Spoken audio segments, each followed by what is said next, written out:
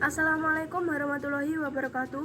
Kami dari kelompok 3 mau mempresentasikan hasil kerja dari kelompok kami tentang jurnal penjualan. Sebelumnya, saya akan memperkenalkan anggota dari kelompok 3. Yang pertama, Arsya Salma Yasmin nomor urut 13. Yang kedua, Arzeti Syafarona Goda Salsabila nomor urut 14.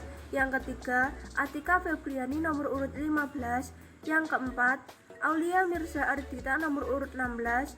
Yang kelima, Awalinda Ramadhani nomor urut 17. Dan yang keenam, Berliana Imaning Tias nomor urut 18.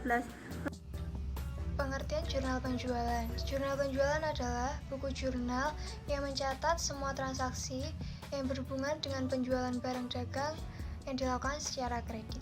Tujuan dan manfaat dari jurnal penjualan.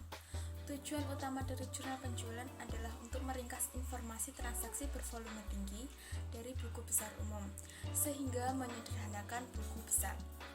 Manfaat dari jurnal penjualan antara lain memudahkan pencatatan secara sistematis, mempercepat proses data transaksi, dan mencatat segala jenis penjualan, baik barang maupun jasa yang dilakukan secara kredit. Bentuk jurnal penjualan.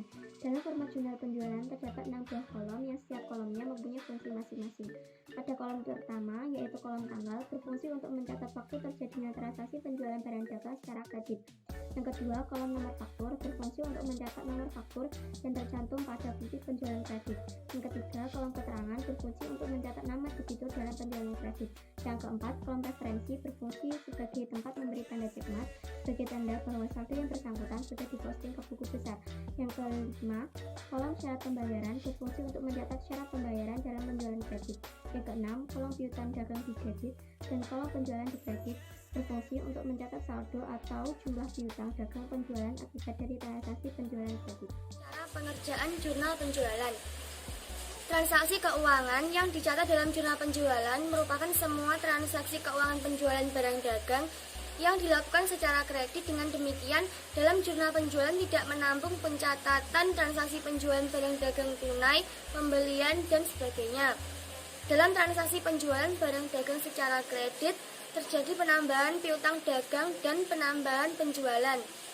Ketika terjadi penambahan piutang dagang, maka dicatat pada posisi debit, karena piutang merupakan salah satu jenis harta. Sebaliknya, ketika terjadi penambahan pendapatan atau dalam hal ini penjualan, maka dicatat pada posisi kredit. Contoh pengerjaan jurnal penjualan. Di sini ada salah satu contoh soal, yaitu pada tanggal 6 Juli terjadi transaksi penjualan faktur nomor 011 dijual sejumlah barang dagang kepada toko bersama dengan harga 3.200.000 dengan syarat 4/10 N/30. Pengerjaannya yaitu mencatat tanggal pada kolom tanggal, yaitu 6 Juli. Kemudian yang kedua, mengisi kolom yang berisi nomor faktur, yaitu 011. Mengisi kolom debitur, yaitu toko bersama. Kemudian mengisi kolom syarat pembayaran, yaitu 4/10 N/30.